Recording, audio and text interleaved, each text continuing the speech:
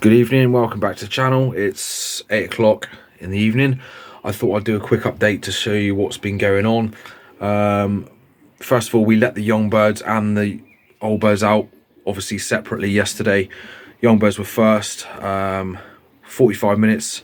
Within that time, they got struck by the sparrowhawk. One, we are missing two pigeons, two young birds. They're all sat on the roof, flipping around the loft, you know, taking off and coming back and enjoying themselves, and then bang, sparrowhawk.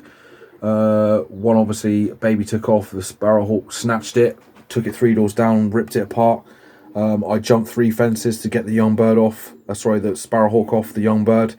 By the time I got back here, I mean, we thought it was savable. I mean, his back had been ripped open. We knew it wasn't going to race again, but we thought, you know, give it a chance. But earlier on, when I came in from work, it was obviously had neurological damage. It was just his head was ticking from side to side. It was walking around in circles.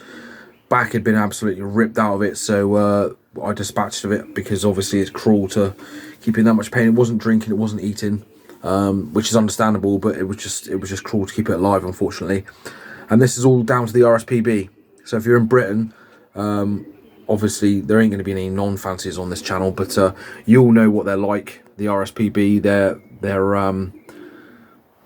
deluded. They're absolutely deluded, and they're feeding lies to the public, saying that the peregrines and the sparrowhawks need protecting because the numbers are dwindling, even though they're absolutely, well, they're the rats of the sky. The falcons and the sparrowhawks, they're absolute rats. They're everywhere. And this pigeon here, we let the hens out about an hour to hour and a half after the young birds were out, and within five minutes she was smashed into by the falcon. This is going a bit blurry. Anyway, she won't be racing this season. As you can see, just by a wing butt there, it was torn in two. You could actually see a leg, the meat on a leg, and just below where the breast is all ripped up as well. She won't be racing this weekend. She won't be racing at all this season. She'll be fine. She'll race again, but she will not be racing this season, unfortunately, which is a shame. But there you go. That's what happens. It's ridiculous. Us as pigeon fanciers should all band together and do something about this. And we all know what to do, but a lot of people are scared to do it. But you know, make that out for yourselves. What we need to do. It's pretty simple. We just need to band together and help each other out to combat this, because we get no help. We get no help from our patron, the king, RPRA, obviously being the Royal Pigeon Racing Association. We don't get any help from them. The Hawk Alliance is just a load of shit. We just don't get any help, so we have to help ourselves. And by doing that, you have to protect your pigeons by any means necessary, and that's what we do. But it's a shame. It really is, especially when we have to kill, you know, dispatch of young birds that have been ripped apart by the sparrowhawk and the falcon. So I'll show you outside and show you what we've been doing as well. So if you look at the landscaping of the new loft and the young bird loft, etc. If you look in previous videos, as you walked up here, it was just grass with the occasional paving slab. And there was no landscape. It was just rough ground, and you know, nothing was really kept on top of. We had a collapsing brick wall there. My dad's taken that wall down, cleaned all the bricks up, and made a lovely path here.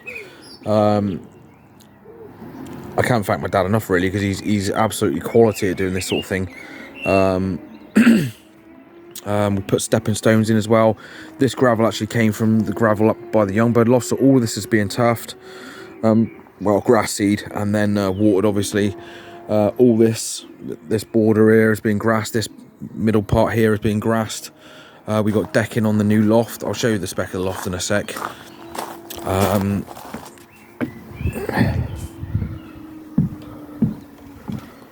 But all of this gravel that was here is being ripped up, and everything's going to be grass seeded.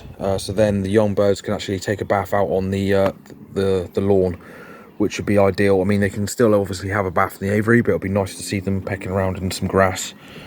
So this is obviously all going to be shifted to make that border, and we can use some of it down the bottom of the garden.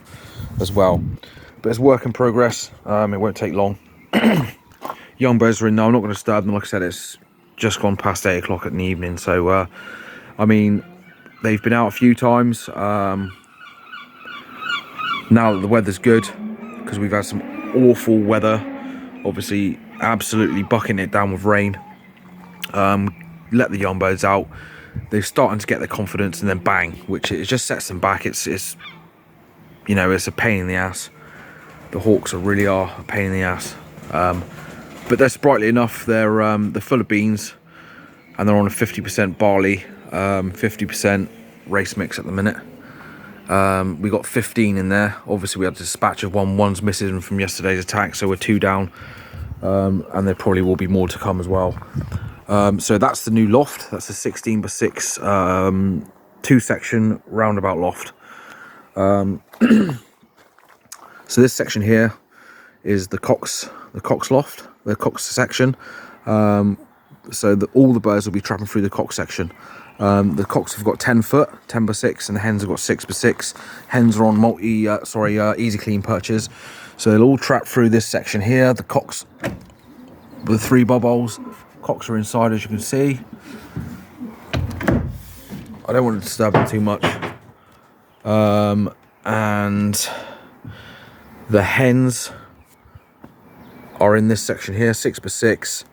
And they're on, as I said, they're on easy clean perches inside there. So what will happen is, when we let the hens out, they'll go through this liberation door here, obviously, fly out. We will then get the the cocks pushed in through to the hen section, and then they'll go out when the hens are trapped into the cock section. So it's continuous roundabout system. When it's training time, which my dad's been doing the training, he will let 2 batches of hens go. So he'll let 1 batch of hens go, and then shortly followed by the others, and then 15 minutes later, the hens are usually home by then. It'll let the cocks go so they don't see each other, and they'll trap through that section. The hens will obviously be pushed straight through into their section, and they'll be fed in their own section. The cocks will be fed in their section as well. It's our first race on the weekend, so we'll see how we do. But yeah, it's all coming together. It's going to look really, really good here when everything's all leveled out and the gravel's moved and we've turfed everything. It'll look really nice. We've got a new loft, a new roof on the young bird loft as well. We took the galvanized off and put on some green underlying roofing, which is really good. It's decent stuff. As long as you maintain it, it won't sag. So yeah, really happy with it. It's just coming on here, it really is. It'll look really nice once it's all finished. But yeah, that's the update, guys.